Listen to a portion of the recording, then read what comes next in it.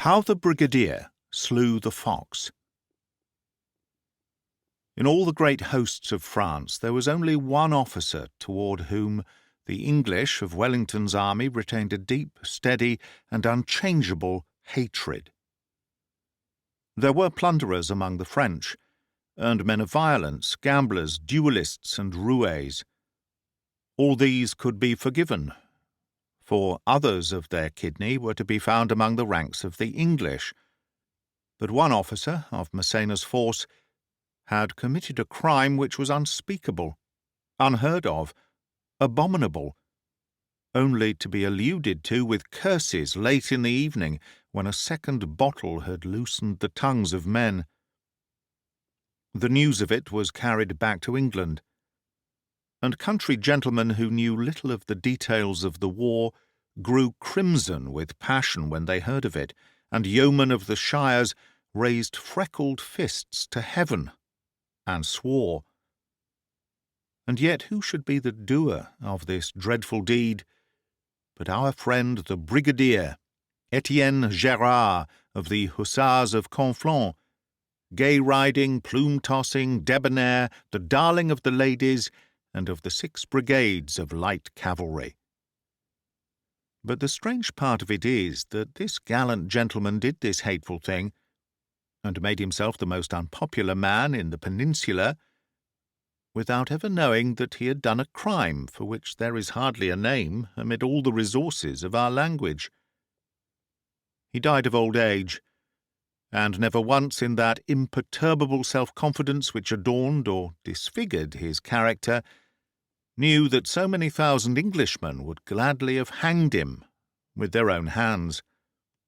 On the contrary, he numbered this adventure among those other exploits which he has given to the world, and many a time he chuckled and hugged himself as he narrated it to the eager circle who gathered round him in that humble café where, between his dinner and his dominoes, he would tell, amid tears and laughter, of that inconceivable Napoleonic past when France, like an angel of wrath, rose up, splendid and terrible, before a cowering continent.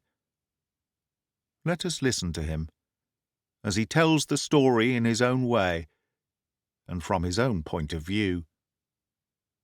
"You must know, my friends," said he, "that it was toward the end of the year 1810 that I and Masséna and the others pushed Wellington backward until we had hoped to drive him and his army into the Tagus.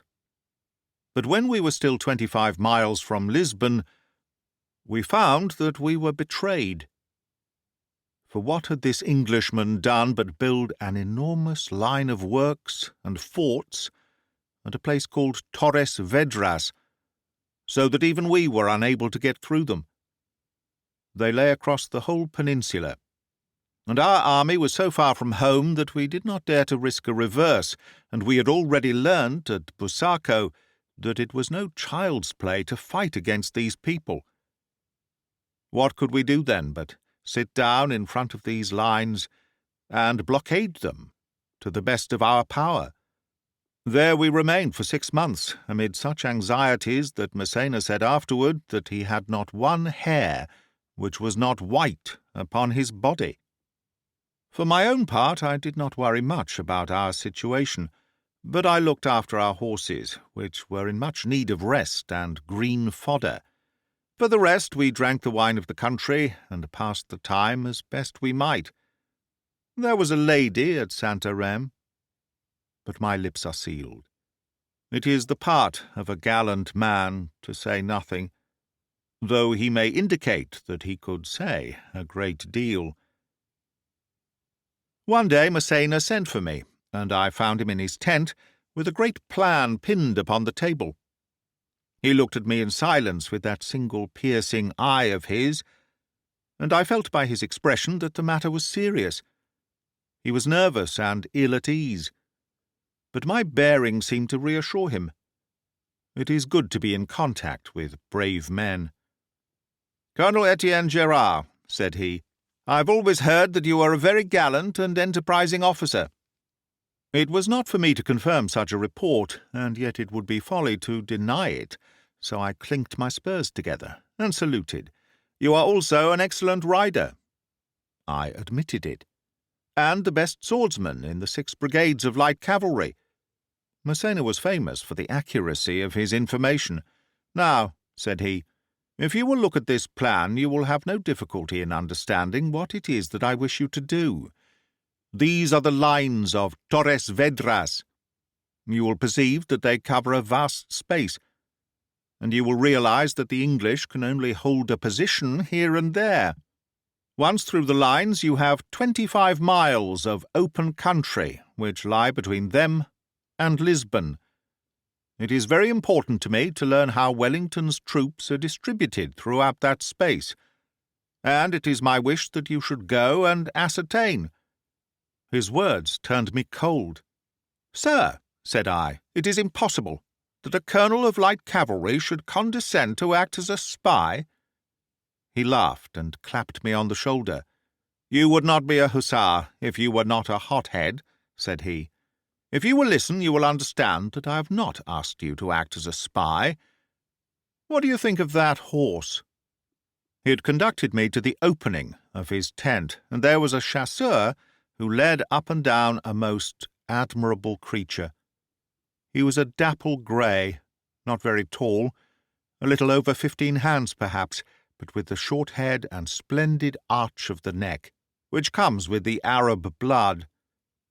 His shoulders and haunches were so muscular, and yet his legs so fine, that it thrilled me with joy just to gaze upon him. A fine horse, or a beautiful woman, I cannot look at them unmoved. Even now, when 70 winters have chilled my blood. You can think how it was in the year 10. "This," said Massena, "is Voltiger, the swiftest horse in our army.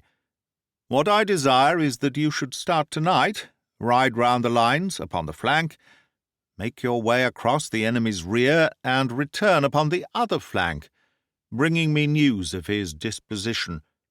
You will wear a uniform, and will therefore, if captured, be safe from the death of a spy. It is probable that you will get through the lines unchallenged, for the posts are very scattered. Once through, in daylight you can outride anything which you meet, and if you keep off the roads, you may escape entirely unnoticed. If you have not reported yourself by tomorrow night, I will understand that you are taken, and I will offer them Colonel Petrie in exchange." Ah, how my heart swelled with pride and joy as I sprang into the saddle and galloped this grand horse up and down to show the marshal the mastery which I had of him. Oh, he was magnificent. We were both magnificent, for Massena clapped his hands and cried out in his delight. It was not I, but he, who said that a gallant beast deserves a gallant rider. Then, when for the 3rd time, with my panache flying and my dolman streaming behind me, I thundered past him, I saw upon his hard old face that he had no longer any doubt that he had chosen the man for his purpose. I drew my sabre, raised the hilt to my lips in salute, and galloped on to my own quarters. Already the news had spread that I had been chosen for a mission, and my little rascals came swarming out of their tents to cheer me. Ah, it brings the tears to my old eyes when I think of how proud they were of their colonel. And I was proud of them also. They deserved a dashing leader. The night promised to be a stormy one, which was very much to my liking. It was my desire to keep my departure most secret, for it was evident that if the English heard that I had been detached from the army, they would naturally conclude that something important was about to happen. My horse was taken, therefore, beyond the picket line, as if for watering, and I followed and mounted him there. I had a map, a compass, and a paper of instructions from the marshal, and with these in the bosom of my tunic and my sabre at my side, I set out upon my adventure. A thin rain was falling, and there was no moon. so you may imagine that it was not very cheerful. But my heart was light at the thought of the honour which had been done me, and the glory which awaited me. This exploit should be one more in that brilliant series which was to change my sabre into a baton. Ah, how we dreamed, we foolish fellows, young and drunk with success. Could I have foreseen that night as I rode, the chosen man of 60,000, that I should spend my life planting cabbages on 100 francs a month? Oh, my youth, my hopes, my comrades! But the wheel turns and never stops. Forgive me, my friends, for an old man has his weakness.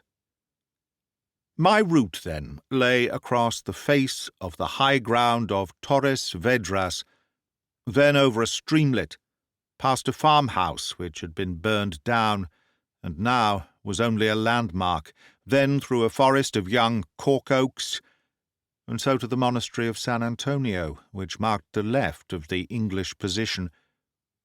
Here I turned south, and rode quietly over the downs, for it was at this point that Massena thought that it would be most easy for me to find my way unobserved through the position. I went very slowly, for it was so dark that I could not see my hand in front of me. In such cases I leave my bridle loose, and let my horse pick its own way. Voltigeur went confidently forward, and I was very content to sit upon his back and to peer about me, avoiding every light. For 3 hours we advanced in this cautious way, until it seemed to me that I must have left all danger behind me. I then pushed on more briskly, for I wished to be in the rear of the whole army by daybreak. There are many vineyards in these parts which in winter become open plains, and a horseman finds few difficulties in his way. But Massena had underrated the cunning of these English, for it appears that there was not one line of defence but 3, and it was the third which was the most formidable, through which I was at that instant passing. As I rode, elated at my own success, a lantern flashed suddenly before me, and I saw the glint of polished gun barrels and the gleam of a red coat. "Who goes there?" cried a voice. Such a voice! I swerved to the right and rode like a madman, but a dozen squirts of fire came out of the darkness, and the bullets whizzed all round my ears. That was no new sound to me, my friends, though I will not talk like a foolish conscript and say that I have ever liked it.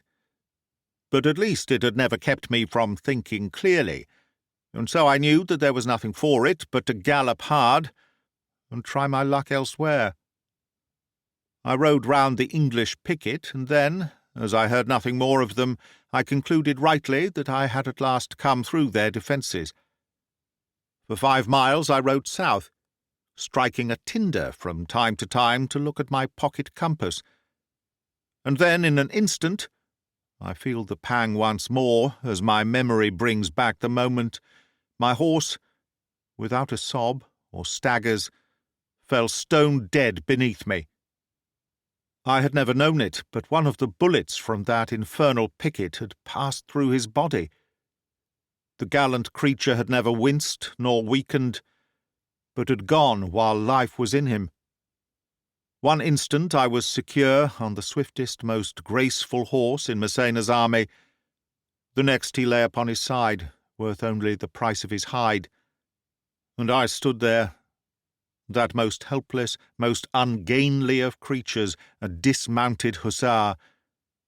What could I do with my boots, my spurs, my trailing sabre? I was far inside the enemy's lines. How could I hope to get back again? I am not ashamed to say that I, Etienne Gerard, sat upon my dead horse and sank my face in my hands in my despair. Already the first streaks were whitening the east. In half an hour it would be light. That I should have won my way past every obstacle, and then, at this last instant, be left at the mercy of my enemies, my mission ruined, and myself a prisoner. Was it not enough to break a soldier's heart? But courage, my friends. We have these moments of weakness, the bravest of us. But I have a spirit like a slip of steel, for the more you bend it, the higher it springs. One spasm of despair, and then a brain of ice and a heart of fire. All was not yet lost. I, who had come through so many hazards, would come through this one also. I rose from my horse and considered what had best be done. And first of all, it was certain that I could not get back. Long before I could pass the lines, it would be broad daylight. I must hide myself for the day, and then devote the next night to my escape. I took the saddle, holsters, and bridle from poor Voltigeur, and I concealed them among some bushes, so that no one finding him could know that he was a French horse. Then, leaving him lying there, I wandered on in search of some place where I might be safe for the day. In every direction I could see campfires upon the sides of the hills, and already figures had begun to move around them. I must hide quickly, or I was lost. But where was I to hide? It was a vineyard in which I found myself, the poles of the vines still standing, but the plants gone.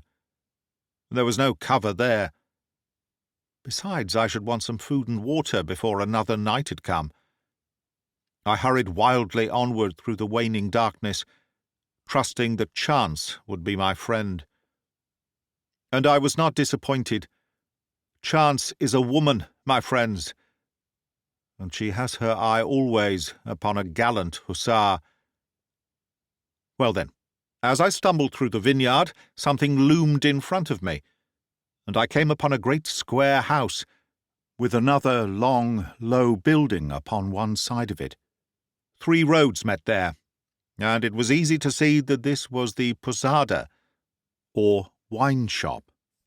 There was no light in the windows, and everything was dark and silent, but of course I knew that such comfortable quarters were certainly occupied, and probably by someone of importance.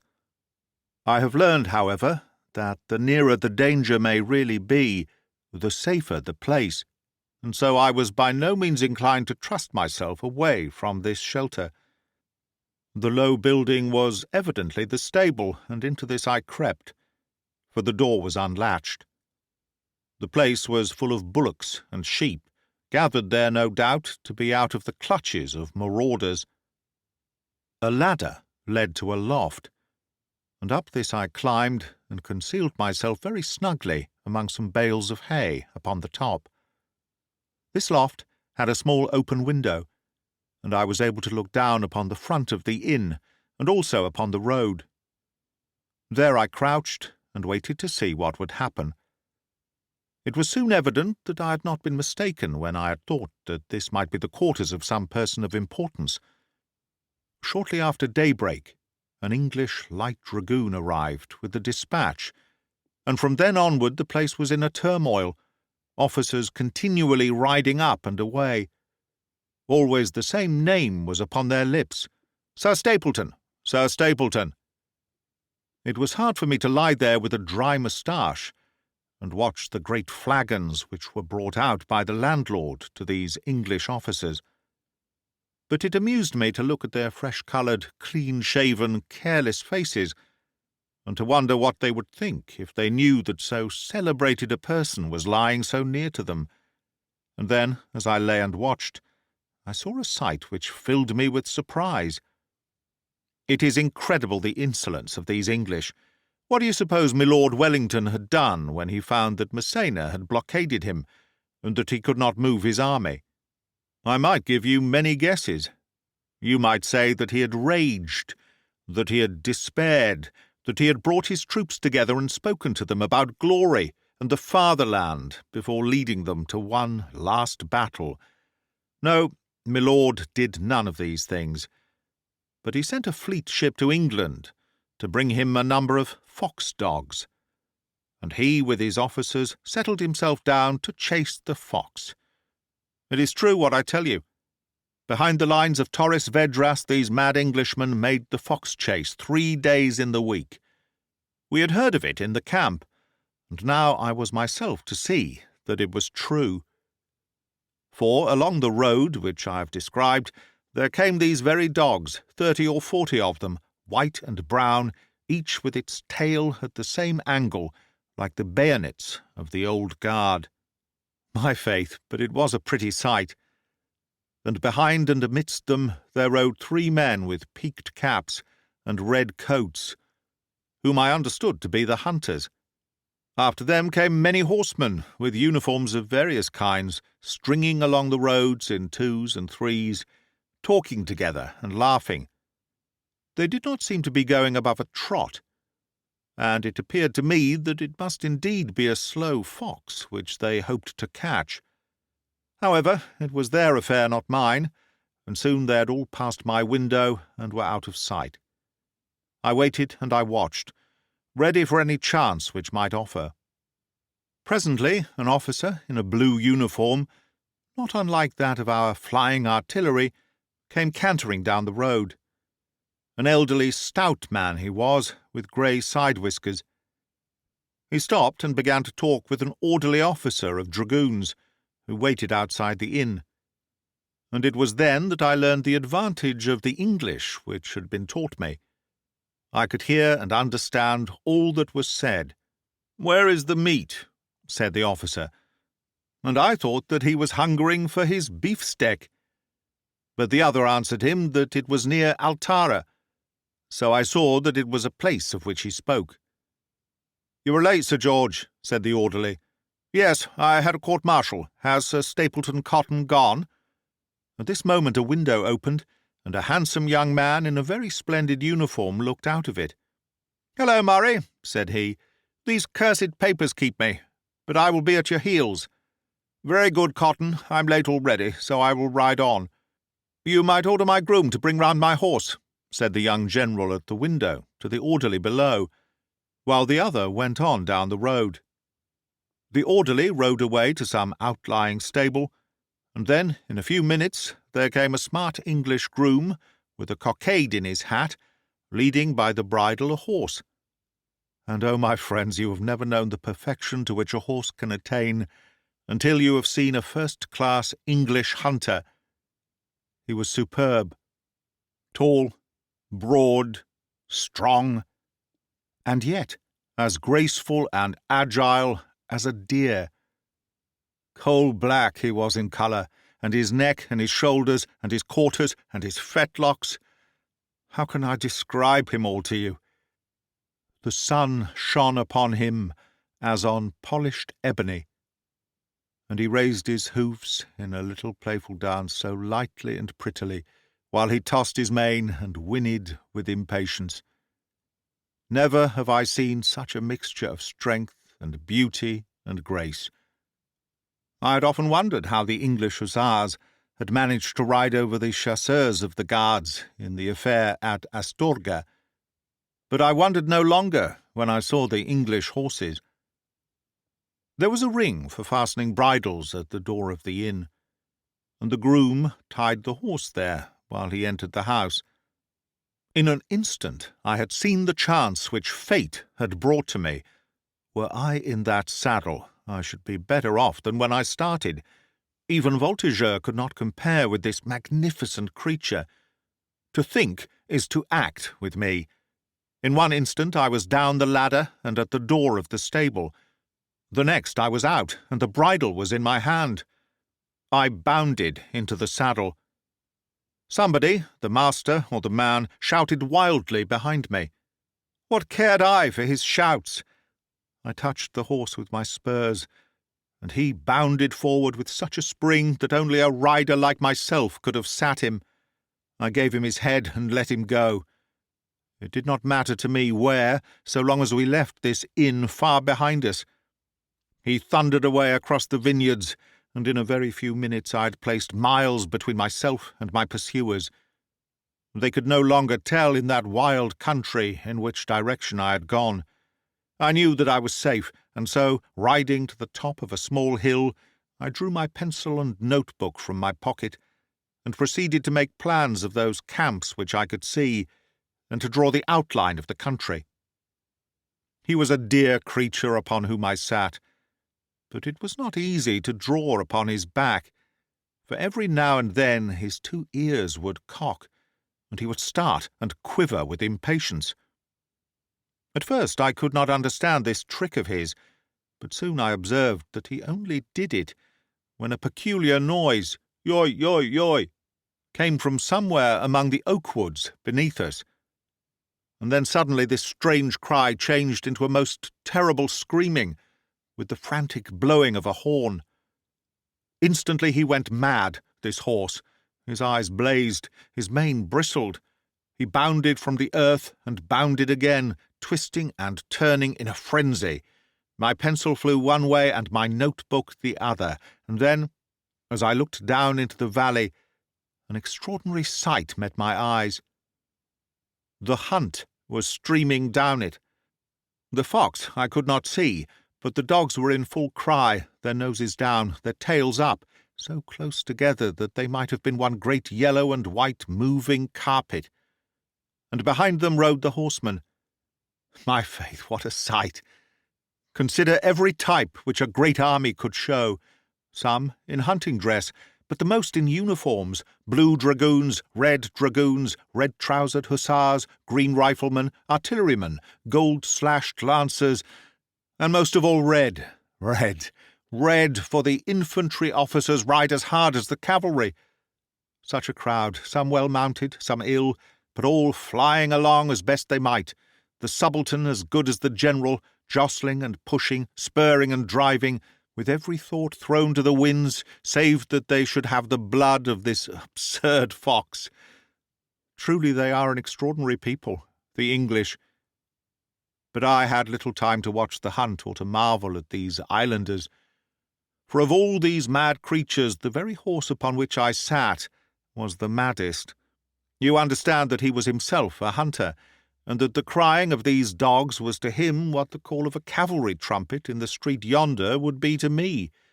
It thrilled him, it drove him wild. Again and again he bounded into the air, and then, seizing the bit between his teeth, he plunged down the slope and galloped after the dogs. I swore and tugged and pulled, but I was powerless. The English general rode his horse with a snaffle only, and the beast had a mouth of iron. It was useless to pull him back. One might as well try to keep a grenadier from a wine bottle. I gave it up in despair, and, settling down in the saddle, I prepared for the worst which could befall. What a creature he was! Never have I felt such a horse between my knees. His great haunches gathered under him with every stride, and he shot forward ever faster and faster, stretched like a greyhound, while the wind beat in my face and whistled past my ears. I was wearing our undress jacket, a uniform simple and dark in itself, though some figures give distinction to any uniform, and I had taken the precaution to remove the long panache from my busby. The result was that, amidst the mixture of costumes in the hunt, there was no reason why mine should attract attention, or why these men, whose thoughts were all with the chase, should give any heed to me. The idea that a French officer might be riding with them was too absurd to enter their minds. I laughed as I rode, for indeed, amid all the danger, there was something of comic in the situation. I have said that the hunters were very unequally mounted, and so, at the end of a few miles, instead of being one body of men, like a charging regiment, they were scattered over a considerable space, the better riders well up to the dogs, and the others trailing away behind. Now, I was as good a rider as any, and my horse was the best of them all, and so you can imagine that it was not long before he carried me to the front. And when I saw the dogs streaming over the open, and the red-coated huntsman behind them, and only 7 or 8 horsemen between us, then it was that the strangest thing of all happened, for I, too, went mad. I, Etienne Gerard. In a moment it came upon me, this spirit of sport, this desire to excel, this hatred of the fox, accursed animal. Should he then defy us? Vile robber! His hour was come. Ah, it is a great feeling, this feeling of sport, my friends, this desire to trample the fox under the hoofs of your horse. I have made the fox chase with the English. I have also, as I may tell you some day, fought the box fight with the Bustler of Bristol. And I say to you that this sport is a wonderful thing, full of interest as well as madness. The farther we went, the faster galloped my horse, and soon there were but 3 men as near the dogs as I was. All thought of fear of discovery had vanished. My brain throbbed, my blood ran hot. Only one thing upon earth seemed worth living for, and that was to overtake this infernal fox. I passed one of the horsemen, a hussar like myself. There were only 2 in front of me now, the one in a black coat, the other the blue artilleryman whom I had seen at the inn. His grey whiskers streamed in the wind, but he rode magnificently. For a mile or more we kept in this order, and then, as we galloped up a steep slope, my lighter weight brought me to the front. I passed them both, and when I reached the crown I was riding level with the little hard-faced English huntsman. In front of us were the dogs, and then, 100 paces beyond them, was a brown wisp of a thing, the fox itself, stretched to the uttermost. The sight of him fired my blood. "Aha, we have you then, assassin!" I cried, and shouted my encouragement to the huntsman. I waved my hand to show him that there was one upon whom he could rely, and now there were only the dogs between me and my prey. These dogs, whose duty it is to point out the game, were now rather a hindrance than a help to us, for it was hard to know how to pass them. The huntsman felt the difficulty as much as I, for he rode behind them, and could make no progress toward the fox. He was a swift rider, but wanting in enterprise. For my part, I felt that it would be unworthy of the hussars of Conflans if I could not overcome such a difficulty as this. Was Etienne Gerard to be stopped by a herd of fox dogs? It was absurd. I gave a shout and spurred my horse. "Hold hard, sir! Hold hard!" cried the huntsman. He was uneasy for me, this good old man, but I reassured him by a wave and a smile. The dogs opened up in front of me. 1 or 2 may have been hurt, but what would you have? The egg must be broken for the omelette.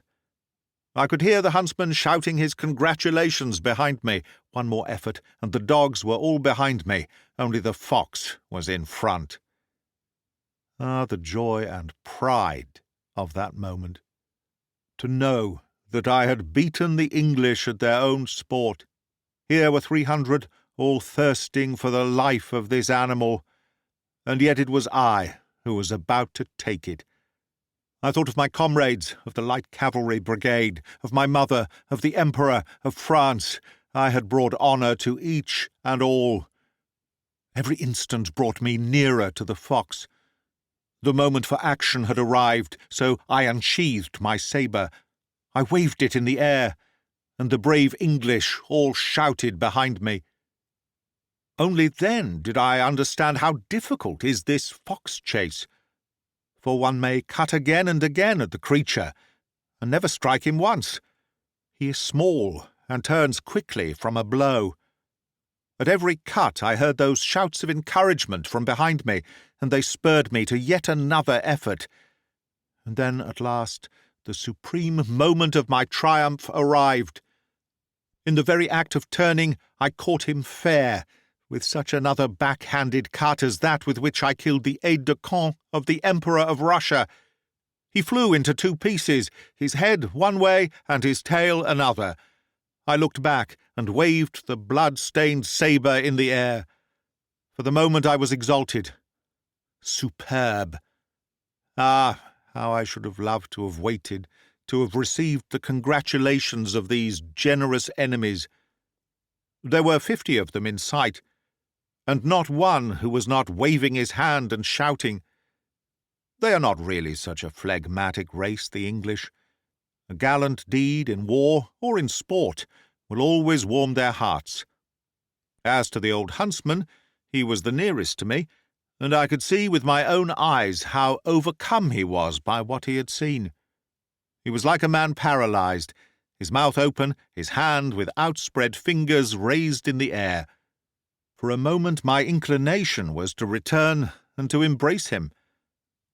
But already the call of duty was sounding in my ears, and these English, in spite of all the fraternity which exists among sportsmen, would certainly have made me prisoner. There was no hope for my mission now, and I had done all that I could do. I could see the lines of Massena's camp no very great distance off, for, by a lucky chance, the chase had taken us in that direction. I turned from the dead fox, saluted with my sabre, and galloped away. But they would not leave me so easily, these gallant huntsmen. I was the fox now, and the chase swept bravely over the plain. It was only at the moment when I started for the camp that they could have known that I was a Frenchman. And now the whole swarm of them were at my heels. We were within gunshot of our pickets before they would halt, and then they stood in knots and would not go away, but shouted and waved their hands at me. No, I will not think that it was in enmity. Rather would I fancy that a glow of admiration filled their breasts, and that their one desire was to embrace the stranger who had carried himself so gallantly and well. That is the end of How the Brigadier Slew the Fox, from The Adventures of Gerard by Sir Arthur Conan Doyle. Read by Greg Wagland for Magpie Audio 2024. Thank you very much for listening.